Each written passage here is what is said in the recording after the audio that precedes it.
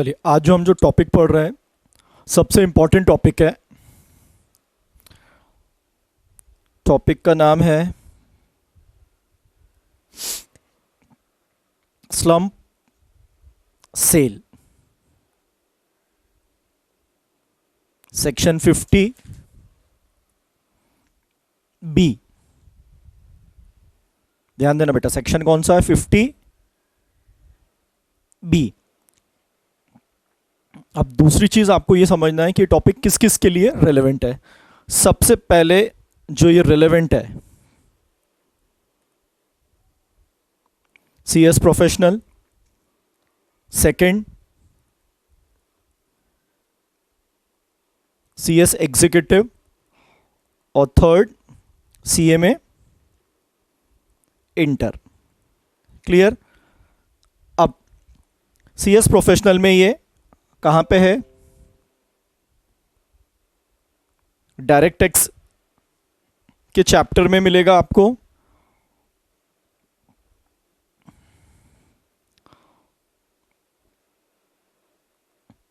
Last chapter है, chapter का नाम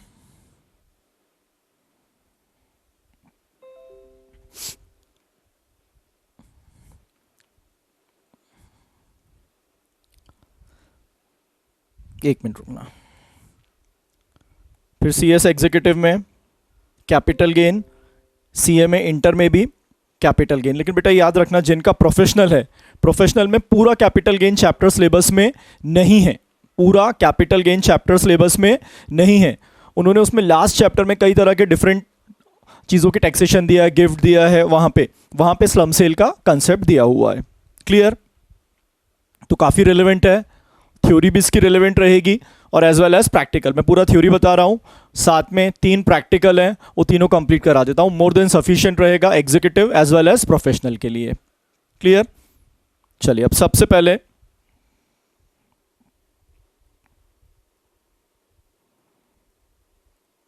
कंसेप्ट ऑफ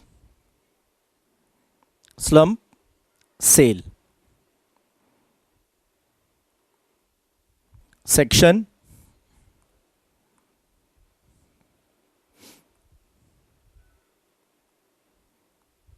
50 बी।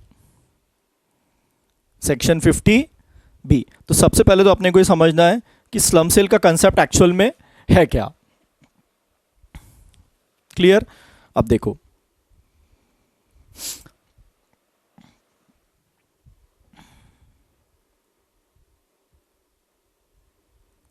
कंपनीज किस चीज के लिए जाती हैं? रीस्ट्रक्चरिंग। कई सारी कंपनीज किस चीज के लिए जाती हैं? रीस्ट्रक्चरिंग। क्यों रीस्ट्रक्चरिंग? Increase profitability. क्यों? किस चीज के लिए? Increase profitability. इस चीज के लिए कंपनीज क्या करती है? Sell off. किसको सेल ऑफ करते हैं? प्रॉफिटेबल के अनप्रॉफिटेबल? तो भाई बेसिकली हम किसको सेल ऑफ करते हैं?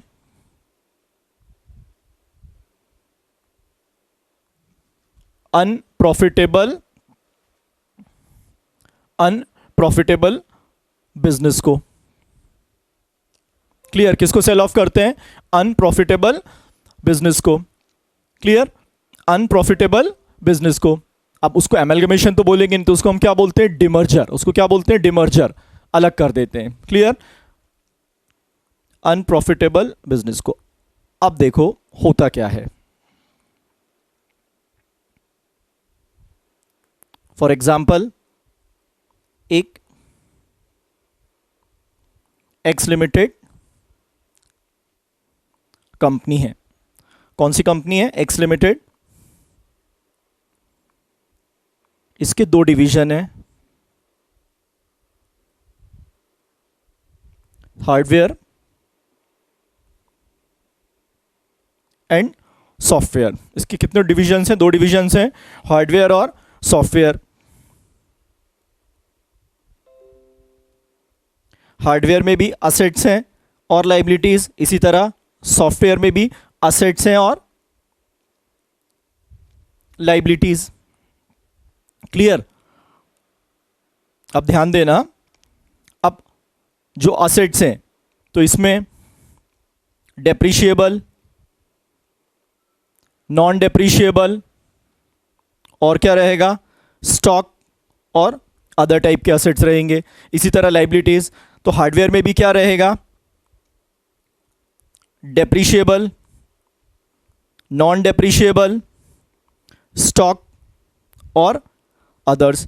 अब आप किसको सेल करोगे, प्रॉफिट मेकिंग को सेल करोगे कि लॉस मेकिंग को? मान लो आपने लॉस मेकिंग को सेल किया। जब आप लॉस मेकिंग को सेल कर रहे हो, फॉर एग्जांपल सॉफ्टवेयर आपका क्या है, लॉस मेकिंग।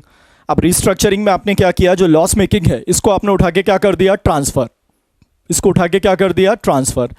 अब जब सामने वाला अपने को से पेमेंट करेगा, सामने वाला जब अपने को पेमेंट करेगा तो वो ऐसा पेमेंट करेगा क्या, अदर्स असेट के लिए इतना, स्टॉक के लिए इतना, नॉन डेप्रिशिएबल असेट के लिए इतना, डेप्रिशिएबल असेट के लिए इतना, वो हमें क्या पे करेगा। अब ये सॉफ्टवेयर यूनिट को अपन क्या कर रहे हैं, सेल करेंगे तो अपने को क्या मिलेगा, कंसिडरेशन। और कंसिडरेशन कैसे मिलेगा, लमसम। कंसिडरेशन कैसे मिलेगा, लमसम। वो लमसम कंसिडरेशन जो मिलता है वो याद रखना, without assigning value to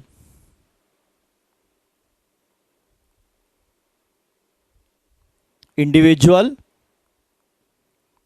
assets oblique liabilities. तो ये कंसेप्ट क्या कहलाता है, स्लम सेल। अच्छा, पहले क्या होता था, असेसिंग ऑफिसर कैसे कैलकुलेट करता था कि भाई डेटर्स के लिए इतना, नॉन डेप्रिशिएबल असेट्स के लिए इतना, स्टॉक्स के लिए इतना। तो ये सब चीज़ें अब नहीं। अब अगर आपको पेमेंट मिल रहा है और वो पेमेंट काय में आ रहा है, लमसम, तो वहाँ पे कैपिटल गेन किस हिसाब से कैलकुलेट होगा, एज पर सेक्शन 50B। तब वहाँ पे कैपिटल गेन किस हिसाब से कैलकुलेट होगा, as per section 50B।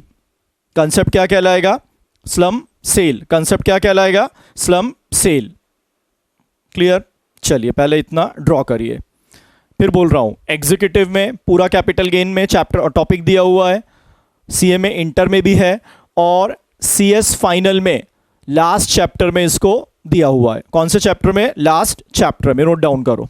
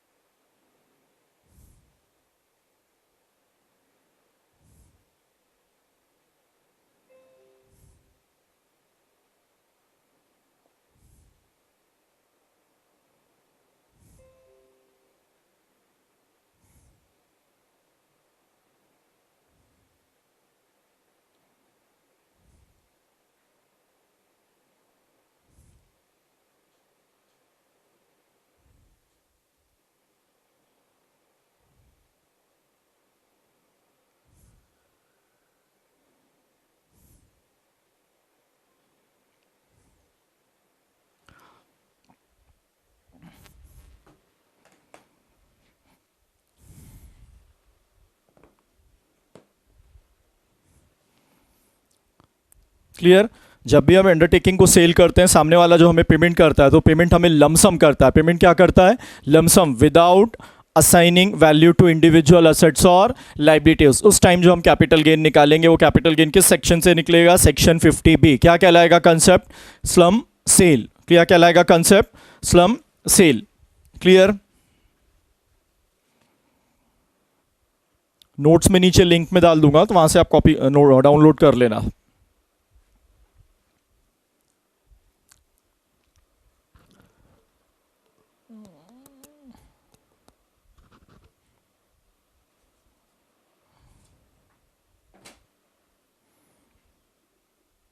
Clear?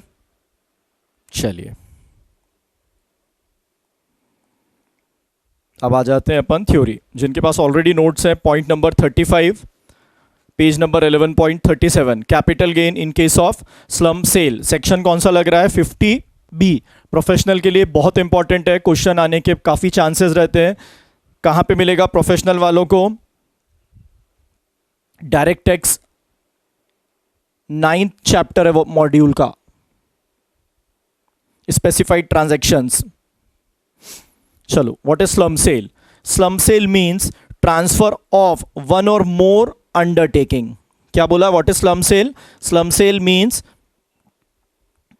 Transfer of one or more undertaking for a lump sum consideration, underline करना, for a lump sum consideration without assigning values to individual assets and liabilities in such sale. Clear हुआ?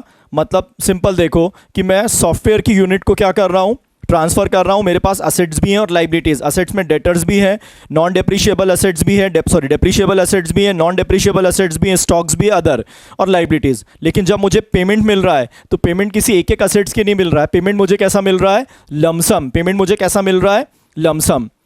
Undertaking shall include any part of N undertaking or a unit or division of an undertaking or a business activity taken as a whole but does not include individual assets or liabilities or any combination thereof not constituting a business activity। तो simple meaning क्या रहेगा slump sale का? जब पूरी की पूरी undertaking हम cell कर देते हैं, assets as well as liabilities, without assigning value to individual assets और liabilities, that concept is called slump sale. उस कंसेप्ट को क्या बोला जाता है? Slump sale. Clear? The provision of section 50B applicable for computation of capital gain in case of slum sale. First, any profit or gain arising from slum sale effected in previous year shall be chargeable to long-term capital gain and shall be deemed to be the income of the previous year in which transfer took place. Clear? अब यहाँ पे हम assets का period of holding consider नहीं करना है, हमें ध्यान देना। However, undertaking owned and held by assessee for not more than 36 months is transferred under slum sale, then capital gain shall be deemed to be a short term capital gain। मतलब slum sale क्या हो सकता है? slum sale पे capital gain कैसा हो सकता है? लॉन्ग टर्म भी हो सकता है और शॉर्ट टर्म। अगर अंडरटेकिंग का period of holding, undertaking 36 month से ज़्यादा है तो क्या रहेगा? लॉन्ग टर्म, और 36 मंथ या इससे कम है तो क्या रहेगा? Short term. Clear? Third point, in case of slum sale of an undertaking, net worth of the undertaking shall be taken as cost of acquisition and cost of improvement। यहाँ पे index cost, ये सब सारी चीज़ों को ध्यान नहीं देना है, सिर्फ हम क्या माइनस करेंगे? Net worth. What is net worth? Cost of acquisition और कॉस्ट ऑफ इंप्रूवमेंट क्या लेंगे हम? नेटवर्थ। अब नेटवर्थ कैसे निकालते हैं वो नीचे देखेंगे। Clear? Net worth for this purpose is aggregate value of total assets of undertaking or division as reduced by value of liabilities of such undertaking or division appearing in the books of accounts. What is net worth? Assets minus liabilities is equals to net worth. What is net worth? Assets minus liabilities is equals to net worth।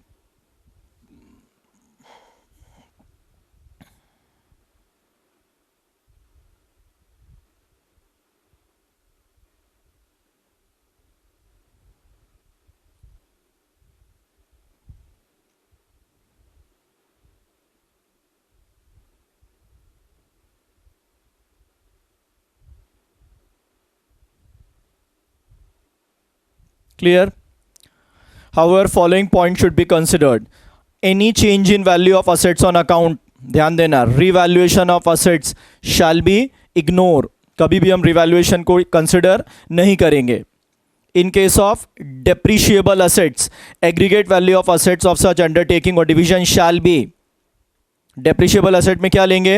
Return down value of block of assets determined in accordance with provision contained in sub item C of section 43 subsection 6। In case of capital assets, if entire cost is allowable or allowed as deduction under section 35 AD, याद आया 35 AD, specified business, वहाँ 100% deduction मिल जाता है, तो यहाँ पे उसकी cost क्या ली जाएगी?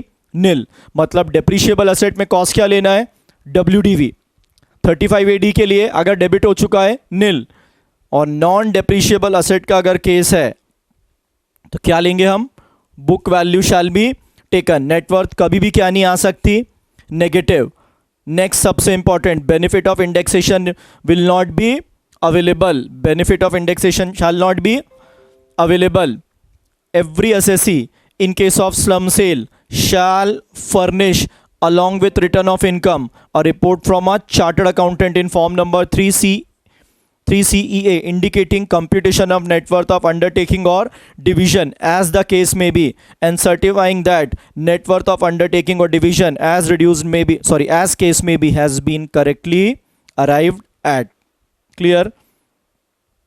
अब computation of capital gain, जब भी हम कैपिटल गेन कैलकुलेट करेंगे तो क्या लेंगे,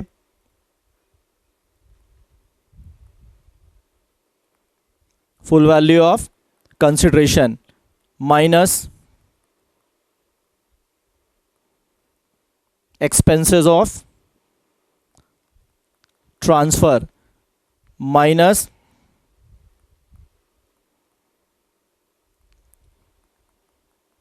नेट वर्थ। क्लियर? अब ये लॉन्ग टर्म भी हो सकता है, शॉर्ट टर्म भी हो सकता है, डिपेंड करेगा। Clear? Net worth equals to assets minus liabilities, net worth equals to assets minus liabilities. Depreciable asset के लिए 35 एडी का अगर असेट है nil. Clear? Non depreciable asset के लिए book value, non depreciable assets के लिए बुक वैल्यू। क्लियर? नोट करो।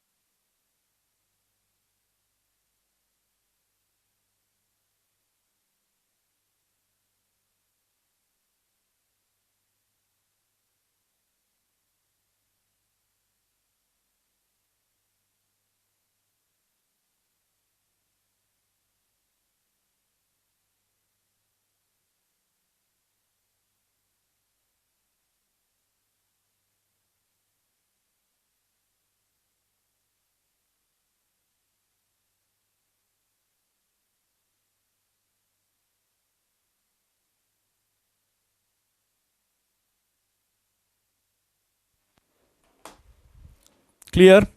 कोई डाउट? चलो वापस एक बार फिर से देखेंगे theory. What is slum sale? Slum sale means transfer of one or more undertakings for a lump sum consideration without assigning values to individual assets and liabilities. This concept is known as slum sale. Slum sale में gain कौन सा हो सकता है sir? Short term capital gain भी हो सकता है, लॉन्ग टर्म कैपिटल गेन भी हो सकता है। काय पे डिपेंड करेगा? अंडरटेकिंग। अगर अंडरटेकिंग 36 मंथ से ज़्यादा है, लॉन्ग टर्म 36 मंथ से कम है, तो क्या रहेगा? Short term. जब भी स्लम सेल का कंप्यूटेशन होगा तो हम क्या लेंगे? नेटवर्थ। क्लियर? क्या लेंगे? Net worth. What is net worth? Assets minus liabilities. Revaluation of assets को कंसिडर नहीं करेंगे। डेप्रिशिएबल असेट्स के लिए क्या लेंगे? WDV. Non depreciable assets book value. अगर कोई कैपिटल असेट 35 एडी में फॉल करता है तो उसकी cost of acquisition nil. Net worth कभी भी क्या नहीं हो सकता? Negative. Benefit of indexation not allowed, और चार्टर्ड अकाउंटेंट से रिपोर्ट लेना मस्ट है। क्लियर? चलो मैं आपके मॉड्यूल के क्वेश्चन करा रहा हूं। 3 क्वेश्चन है, तीनों अच्छे क्वेश्चंस हैं, तीनों आपको कई सारी कंसेप्ट क्लियर करेंगे। इसको प्रॉपर वे में कॉपी करना।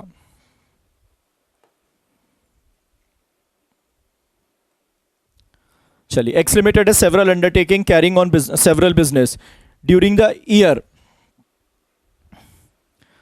1920, company sold one of its undertaking as it was continuously generating losses since 5 years. जैसी मुझे 5 years दिखा, अब मुझे एक चीज क्लियर हो गई कि यहां जो गेन या लॉस निकलेगा वो क्या रहेगा, लॉन्ग टर्म कैपिटल गेन या लॉन्ग टर्म कैपिटल लॉस. कितने में सेल किया, for a lump sum value of 300 lakh without assigning value to individual assets and liabilities. अगर लिखा रहता with assigning values to individual, तब नॉर्मल अपन जो कैपिटल गेन कैलकुलेट करते थे वो कैलकुलेट होता, लेकिन यहां क्या लिखा हुआ है, without assigning value to individual assets and liabilities. Book value और ये सब चीजें दी हुई हैं. लैंड 50 लाख, स्टैम्प ड्यूटी की वैल्यू कितनी दी है 70, मार्केट वैल्यू 30, मशीनरी 70 WDV और मार्केट वैल्यू. फर्नीचर दिया है, इनकम टैक्स एक्ट और मार्केट वैल्यू. स्टॉक दिया है 30 लाख, मार्केट वैल्यू. डेटर दिया हुआ है, क्रेडिटर दिया हुआ है. अब देखो यहां पे बुक वैल्यू भी दी है, स्टैम्प ड्यूटी वैल्यू भी है, WDV भी है और market value. Brokerage on transfer paid 5% compute capital gain. चलिए सबसे पहले अपन अपना प्रॉब्लम नंबर 62, फाइनल वाले ध्यान देना. Computation of capital gain in the hands of, company का नाम क्या है, x limited. Clear. Previous year 1920, assessment year 2021.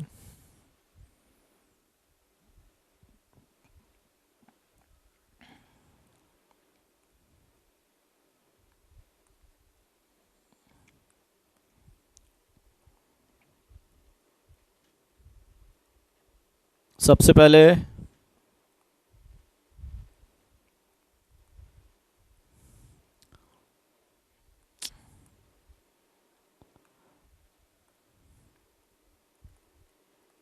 Full value of consideration. कितना है full value of consideration, minus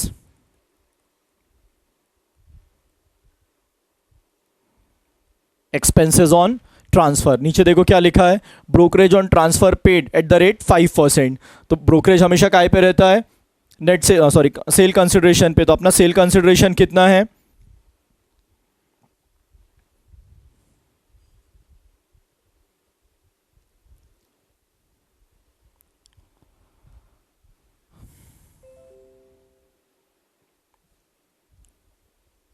$15. अब ये क्या आ गया 285 lakhs. ये क्या है, नेट सेल कंसिडरेशन. अब यहाँ पे कॉस्ट ऑफ एक्विजिशन लेंगे, कॉस्ट ऑफ इंप्रूवमेंट लेंगे, क्या लेंगे, तो मैंने आपको क्या बताया था, स्लम सेल सेक्शन 50B का कैलकुलेशन है, इसलिए हम क्या लेंगे,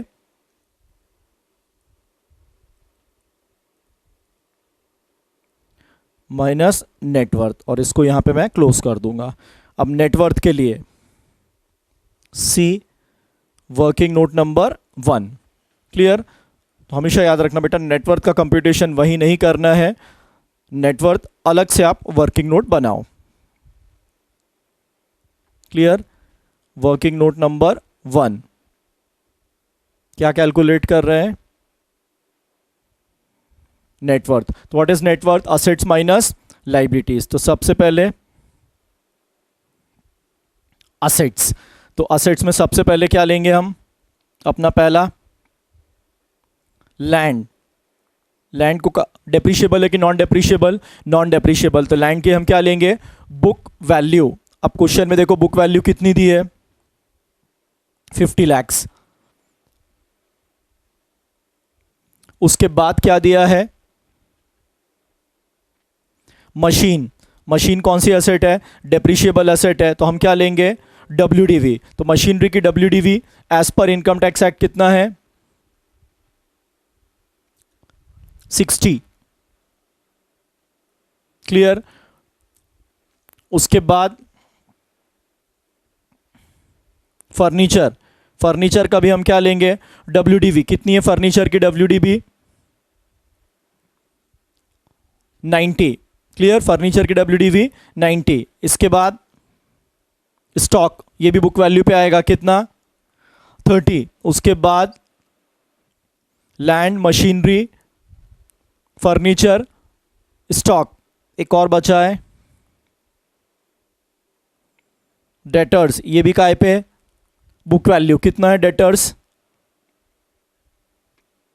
40 लाख। कितना है डेटर्स 40 लाख। अब देखो टोटल अपने पास असेट्स कितने हैं,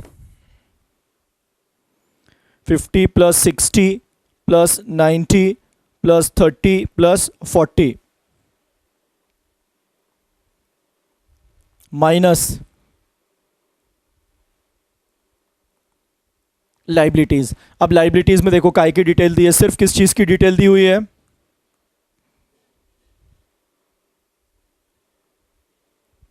क्रेडिटर्स। कितने हैं क्रेडिटर्स 50। नेटवर्थ कितना बचा 220। नेटवर्थ कितना है 220। 220 माइनस 285, 65 लाख। ये क्या हो गया long term capital gain. 65 lakh क्या हो गया long term capital gain. Clear, simple है। आपको देखो इसलिए इंपॉर्टेंट बेटा, 5 मार्क्स में तो आ ही सकता है फाइनल में। एग्जीक्यूटिव में वो क्या पूछ सकते हैं कि भाई स्लम सेल में जो कैपिटल गेन कैलकुलेट होता है उसमें किसको किस वैल्यू पे लिया जाता है। इसलिए प्रैक्टिकल अगर किया और फिर छोटे छोटे एमसीक्यू सॉल्व करके कॉन्फिडेंस बढ़ा के मतलब नहीं, एक दो तीन क्वेश्चन अच्छे से कर लो, आप ये मान के चलो आपसे सारे एमसीक्यू बनेंगे। क्लियर, नोट डाउन करो।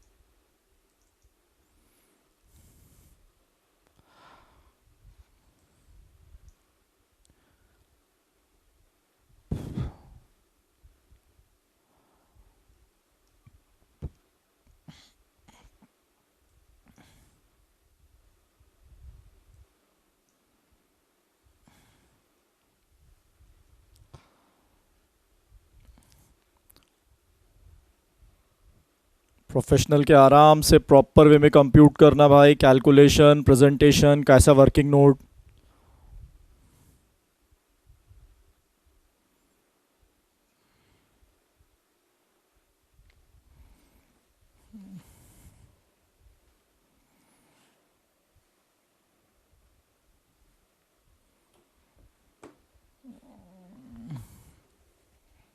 फिर नीचे और वर्किंग नोट में अपन क्या लिख सकते हैं कि चार्टर्ड अकाउंटेंट का सर्टिफिकेट लगेगा। क्लियर?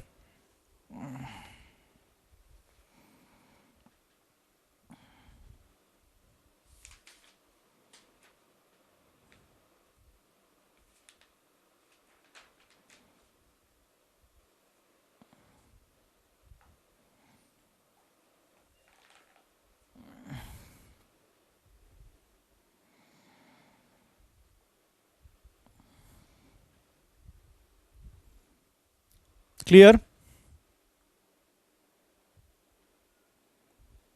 चलो प्रॉब्लम नंबर 62 डन। इसके बाद आप आ जाइए 63, आईसीएसआई के मॉड्यूल का क्वेश्चन है।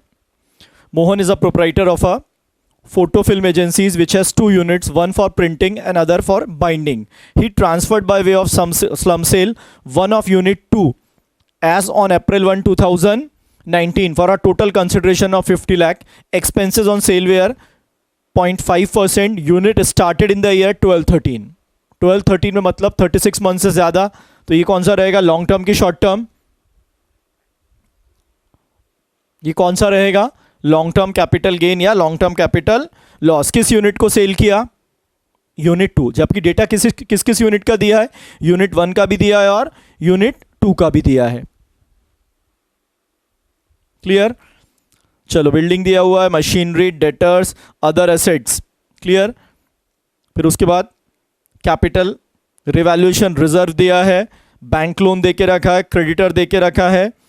और चलिए, the revaluation reserve was created by upward revaluation of building in unit 2. Other assets of unit 2 include 1 lakh of patent acquired on 1st July 2015. Patent कब acquire किया, 1st July 2015 में। वापस समझना, पेटेंट कब acquire किया, 1st July 2015, on which no depreciation has been charged. अब इस question में depreciation का भी एडजस्टमेंट दे दिया है। तो ये आपका तभी क्लियर होगा जब आपको पीजीबीपी में depreciation आपने पढ़ा होगा।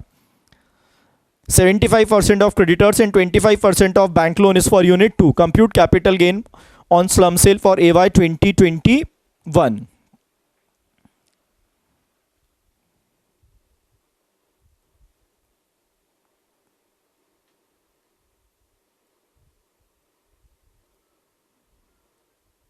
Computation of capital gain. Previous year 1920, assessment year 2021।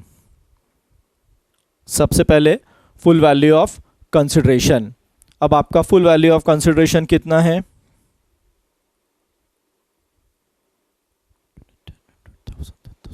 50 lakh minus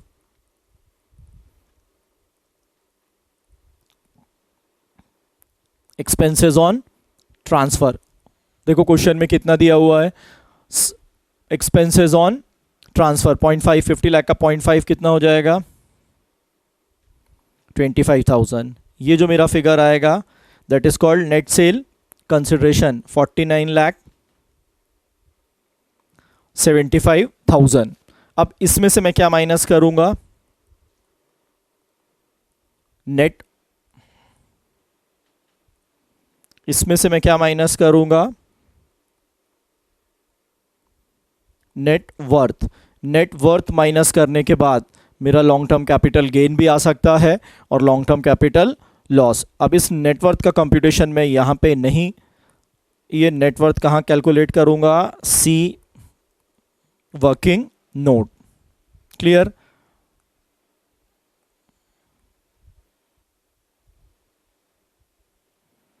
अब मुझे क्या निकालना है, नेटवर्थ। अब एक बात बताओ, पूरे बिजनेस की निकालेंगे नेटवर्थ,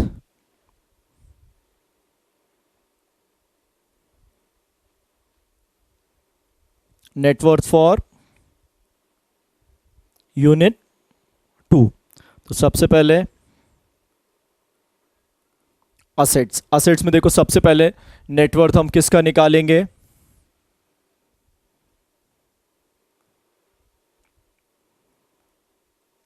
सबसे पहले हम नेटवर्थ किसका निकालेंगे, बिल्डिंग। ध्यान देना, सबसे पहले हम नेटवर्थ किसका निकालेंगे, बिल्डिंग। ध्यान देना, बहुत अच्छा एडजस्टमेंट है। बिल्डिंग कितने की थी, बुक्स में कितना लिखा है, 15 lakhs। क्या लिखा हुआ है, revaluation reserve was created by upward revaluation of building, upward बढ़ा के। अब रिवैल्यूएशन रिजर्व कितने का है, देखो क्वेश्चन में दिया हुआ है 2,50,000 माइनस रिवैल्यूएशन रिजर्व। अब बिल्डिंग की एक्चुअल बुक वैल्यू कितनी आ गई, 12,50,000। बिल्डिंग की एक्चुअल वैल्यू कितनी आ गई, 12,50,000। क्लियर हुआ। बिल्डिंग बुक्स में कितनी शो हो रही थी, 15 लाख। कैसे 15 लाख, आपने रिवैल्यू कर दिया था, तो रिवैल्यू करने से उसकी वैल्यू कितनी हो गई थी, 15। क्लियर। अब बिल्डिंग के बाद सेकेंड,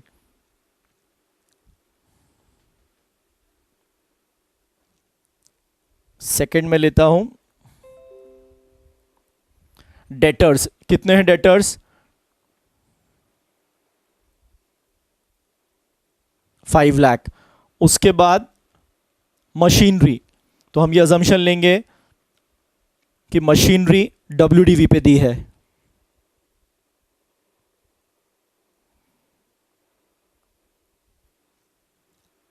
कितना,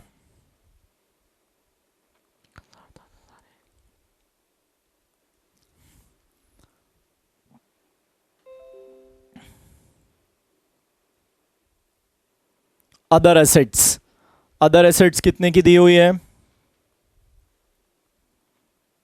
अब देखो सबसे मेन एडजस्टमेंट, फिफ्थ जो हम एग्जाम में गड़बड़ करेंगे, पेटेंट।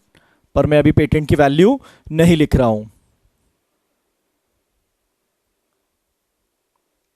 सी वर्किंग नोट नंबर 2। क्लियर, मैं पेटेंट का अलग वर्किंग नोट बनाऊंगा। अब इस असेट्स में से मैं माइनस क्या करूंगा,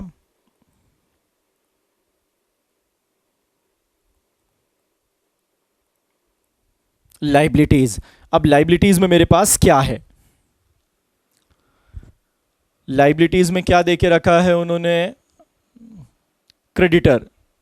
कितना है क्रेडिटर, 2 lakhs। और बैंक लोन 3,50,000। नीचे 75% of creditor and 25% of bank loan is for unit 2। Clear. तो अब सबसे पहले दो चीजें क्या है, क्रेडिटर और बैंक लोन। क्रेडिटर कितना, 75%, बैंक लोन 25%। तो टोटल क्रेडिटर कितने थे अपने,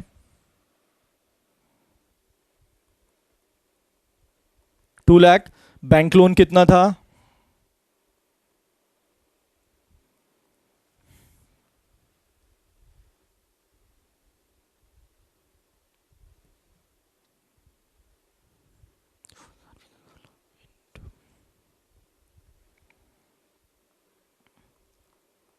1,50,000 और 3,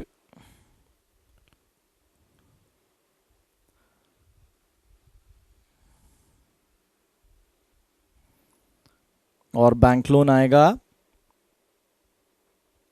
87,500। और यहां जो अपना निकलेगा वो क्या कहलाएगा, नेटवर्थ। यहां जो निकलेगा वो अपना क्या कहलाएगा, नेटवर्थ। अब अपना एडजस्टमेंट काय का बचा बेटा, पेटेंट। किस चीज का एडजस्टमेंट बचा है, पेटेंट। ध्यान देना, हाँ।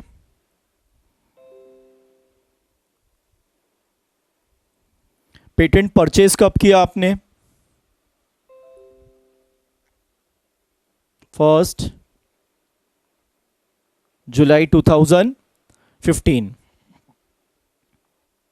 AC स्टैंड्स फॉर पेटेंट का actual cost. Actual cost patent का कितना था, क्या 15-16 में patent more than 180 days use हुआ, बिल्कुल हुआ, माइनस डेप्रिसिएशन,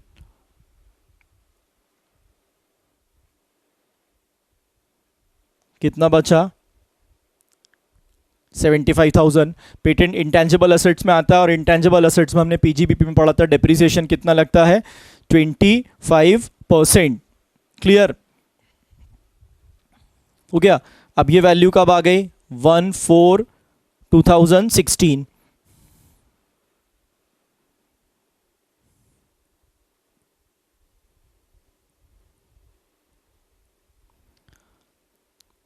फिर हमने इस पे डेप लगाया 18,750, 56,250।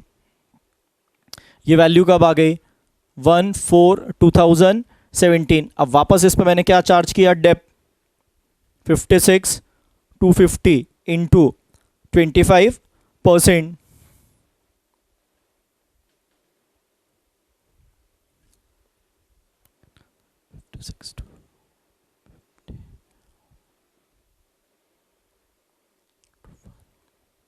ये वैल्यू 1/4/2018 माइनस फिर डेप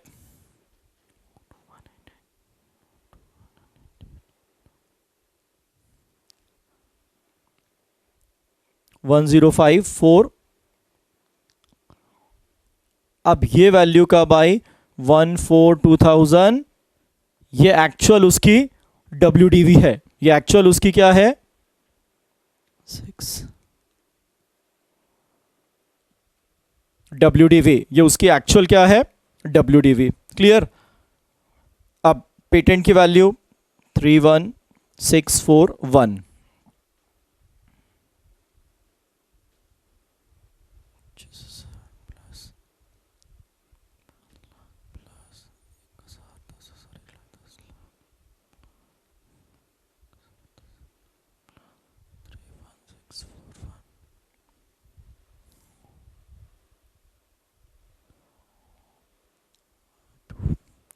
अब वैल्यू असेट्स की 28,81,641 माइनस 1,50,000 माइनस 87,500।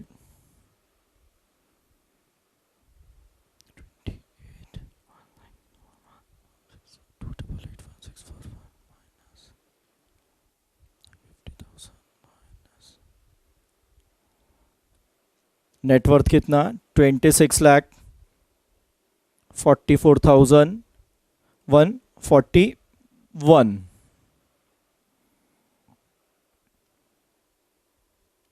26,44,141,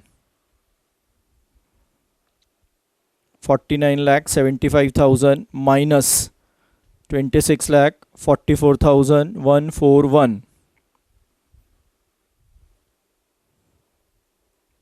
2,330,859।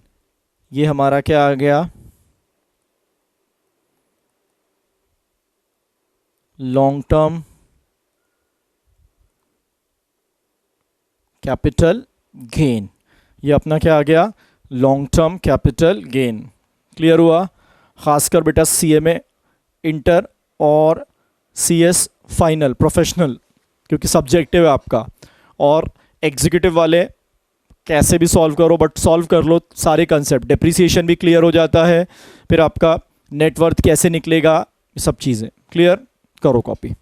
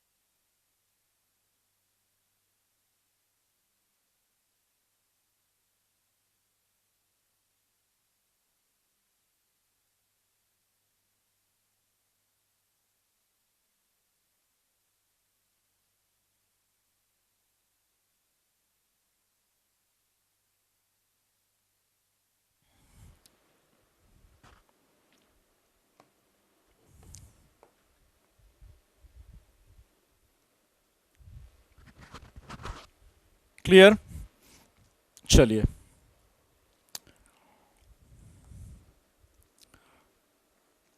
सिक्सटी टू भी हो गया, 63 भी डन है, 64. Mr. A is a proprietor of Akash Enterprises having 2 units. He transferred on 1/4/2019 his unit 1. अब देखो यहाँ पे किसको सेल किया उसने? Unit 1 by way of slum sale for a total consideration of 25 lakh. The expenses incurred for transfer was rupees 28,000. His balance sheet दिए 31/3/2019 is as under. Own capital 15 lakh. इसके बाद देखो building Unit 1 12 lakh, Unit 2 12 lakh. Sorry, 2 lakh. Revaluation reserve for building of Unit 1 3 lakh. Machinery 3 lakh. Unit 2 के लिए 1 lakh. Total 4. Bank loan 70% for Unit 1. Creditor 25% for Unit 1. Revaluation reserve is created by revising upward the value of building of Unit 1. मतलब Unit 1 की जो building है इसको revalue किया गया, इसकी वैल्यू इंक्रीज की गई है. No individual value of any asset is considered in transfer deed. मतलब जो अमाउंट मिला है that is for lump sum without value being assign to individual assets and liabilities. Other assets of unit 1 include patent acquired on 1/7/2017 for rupees 50,000 on which no depreciation has been charged. Compute capital gain for assessment year 2020 and 21. चलो problem number 64.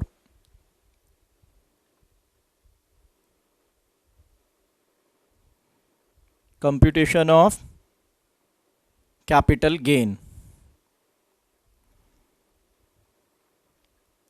1920 AY 2021. सबसे पहले बेटा full value of consideration 25 lakhs. Expenses on transfer कितना है 28,000. ये हमारा net sale consideration कितना हो गया 24,72,000 माइनस नेटवर्थ. क्या लिखेंगे? सी वर्किंग नोट. लॉन्ग टर्म भी हो सकता है और शॉर्ट टर्म भी हो सकता है. क्लियर? लॉन्ग टर्म भी हो सकता है और शॉर्ट टर्म भी हो सकता है.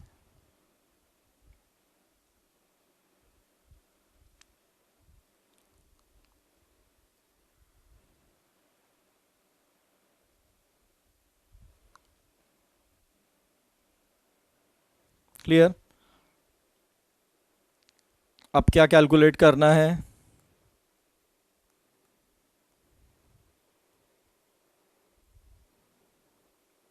Calculation of net worth. तो सबसे पहले असेट्स. असेट्स में मैं सबसे पहले क्या ले रहा हूं?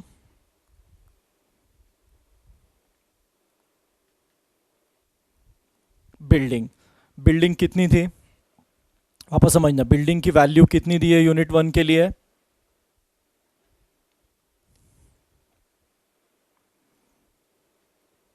12 लाख माइनस रिवैल्यूएशन रिजर्व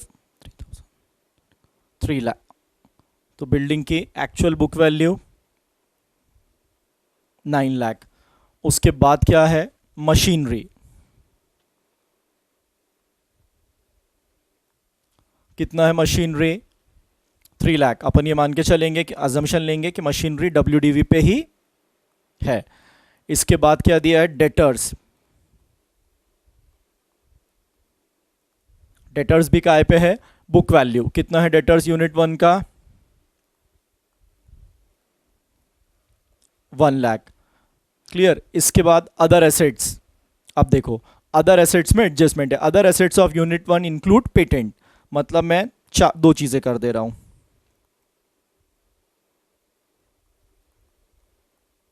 डेढ़ लाख के थे तो मैं यहां कितना ले रहा हूं? 1 लाख. और बाकी मेरा क्या बचा? पेटेंट. लेकिन अभी मैंने पेटेंट पे क्या कैलकुलेट नहीं करा? डेप्रिसिएशन. तो मेरे को पेटेंट के लिए एक वर्किंग नोट ड्रॉ करना पड़ेगा। क्लियर? Minus liabilities. अब लाइबिलिटीज में सबसे पहला क्या दिया है? Bank loan. बैंक लोन कितना है? 2 लाख। बैंक लोन कितना है? 2 लाख। तो क्या पूरा लेंगे 2 लाख? 2 लाख का हम कितना लेंगे?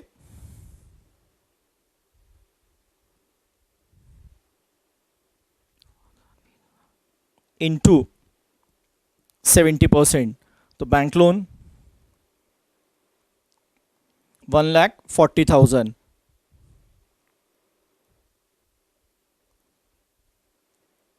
Then creditors. अब देखिए क्रेडिटर्स, क्रेडिटर्स की डिटेल क्या है?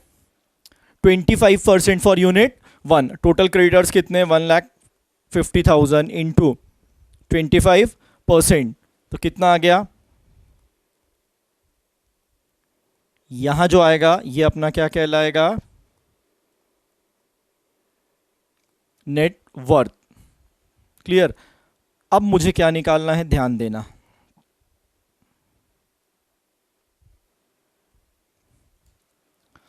नेटवर्थ हो गया। अब मुझे थर्ड जो निकालना है, पेटेंट। कब मैंने पेटेंट परचेज किया था? 1/7/2017। तो पेटेंट की actual cost minus depreciation. Patent में से मैं क्या माइनस करूंगा? डेप्रीसिएशन। ध्यान देना।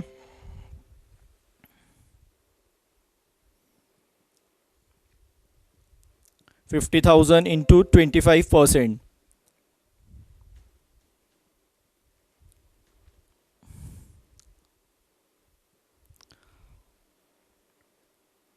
37,500।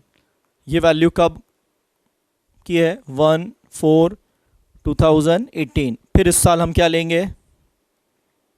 Depp.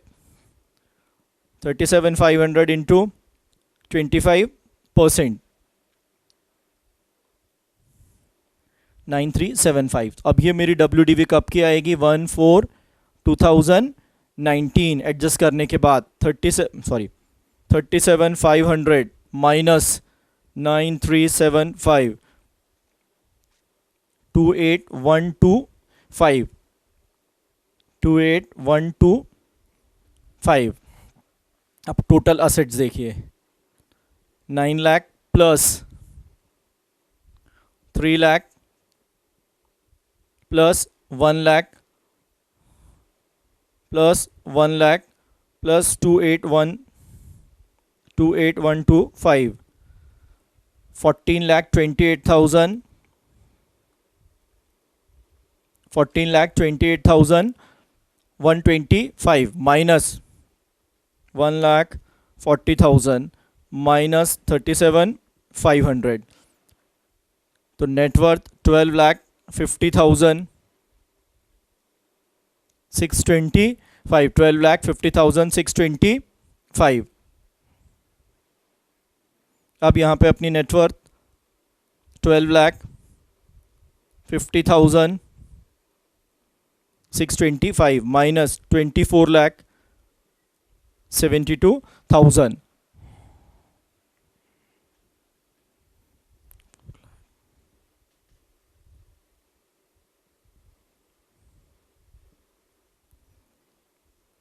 Long term capital gain 12,21,375।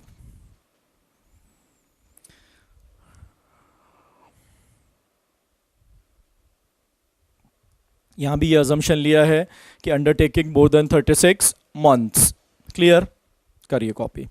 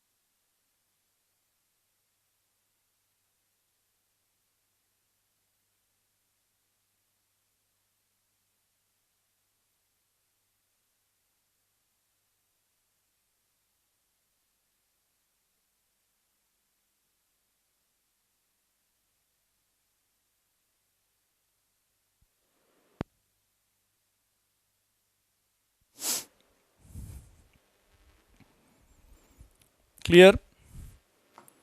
Module के क्वेश्चंस मैंने सारे कवर करा दिए है ना, तो ये मोर देन सफिशिएंट है। अगर प्रोफेशनल में क्वेश्चन आया तो सबसे मेन आपको एडजस्टमेंट ध्यान देना है डेप्रिसिएशन वाला पेटेंट का जो है। डन? और कोई डाउट? चलिए बस आज इतना ही।